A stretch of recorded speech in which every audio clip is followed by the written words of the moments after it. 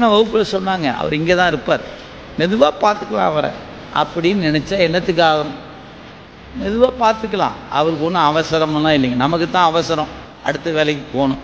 அவருக்கு ஒரே வேலை தான், நம்மளை காப்பாற்றுறது மட்டும்தான் வேலை. அதனால் அவர் காத்திருப்பார், எவ்வளோ காலம் வேணாலும் காத்திருப்பார். அவருக்கு பொறுமை நிறைய உண்டு. அவரை போல் பொறுமையானாலும் ஒருத்தரும் இல்லை. ஆனால் நமக்கு தான் பொறுமை இருக்கிறது இல்லை. ஆனால் அவர் பொறுமையாகவே இருப்பவர். எப்போ வரும்போது வாப்பான்னு உட்காந்து, ஏன் லேட்டாக வந்தால் ஏன்டா லேட்டாக வருதுன்னு போச்சு போகிறா என்ன, இப்போவாது வந்தானே அப்படின்னு கூப்பிடுவார். அந்த கருணை அவன்கிட்ட மட்டும்தான் இருக்குதுங்க. அதனால் நினைவில் வைத்து கொள்ளுங்க. இப்போ தவற விட்டு விட்டால் மீண்டும் இது போன்ற வாய்ப்பு கிடைப்பதற்கு 84 லட்சம் முறை பிறந்து இருக்கவர். இது விளையாட்டு அல்லங்க, பயமுறுத்தல் அல்ல, இது சத்தியம்.